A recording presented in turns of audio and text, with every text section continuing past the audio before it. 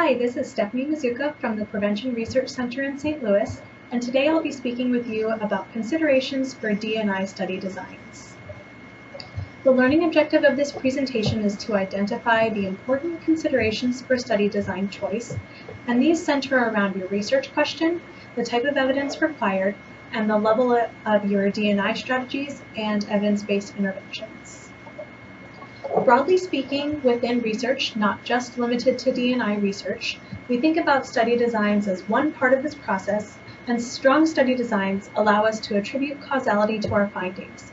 So they tell us that what is happening in our study is a result of the actions that we as researchers are taking.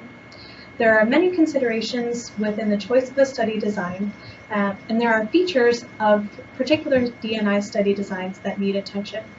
All in all, a careful choice of a study design helps us make the most of our research and facilitate the translation of our research findings into practice. As I mentioned, there are three broad categories of considerations, and these are three questions that you can ask yourself to help guide the choice of study design. So what is your research question? What is your comparator group? Is randomization possible? Things like that. What type of evidence you need, whether qualitative, quantitative, or a combination of the two, and what levels your implementation, your dissemination strategies, and evidence-based interventions operate. Thinking about that first consideration, we can think about the differences in D&I research questions across the spectrum of research. So first, we would think about outside of the D&I world, efficacy studies are asking, could a program work under optimal conditions, while an effectiveness trial thinks about, could a program work under real-world conditions? And then D&I questions in that last yellow box think a little bit differently about how to make a program work in the real world. So it could be anything from identifying what D&I strategies are most appropriate, what factors lead to the decision to disseminate or implement. Does the D&I of the evidence-based intervention work with your chosen strategies? And then what strategies are needed to maintain the use of the evidence-based intervention over time? So thinking about these different phases of D&I research, there might be different study designs that are more appropriate at one point or another during the D&I research phases.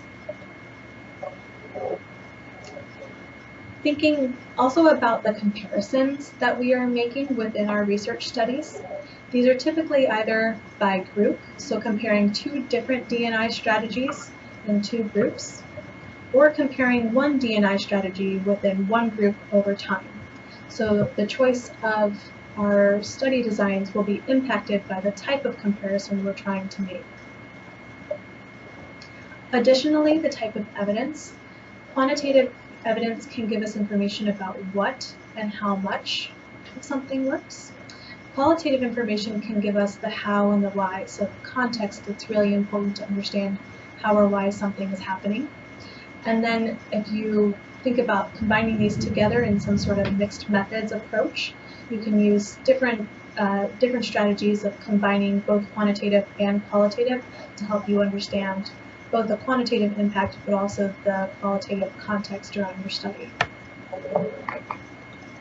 Last, we think about the levels on which our D&I strategies and evidence-based interventions work.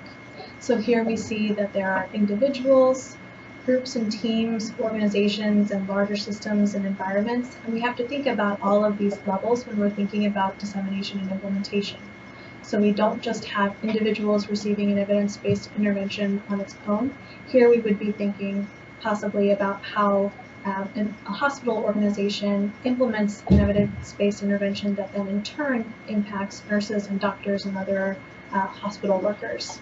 So because D&I is inherently multi-level and operating at many of these different levels, we need to make sure that our evidence-based interventions, strategies are being identified as such at these different levels, and making sure that we consider that in our choice of design and measurement strategies. When we're thinking about components of different study design, so assignment to study arms, the levels of your strategies and where we measure those, we want to make sure that they're consistent. So if we're Randomizing hospitals, we want to be making sure that we're including some sort of D&I strategy that's at the hospital level and then measuring that as such.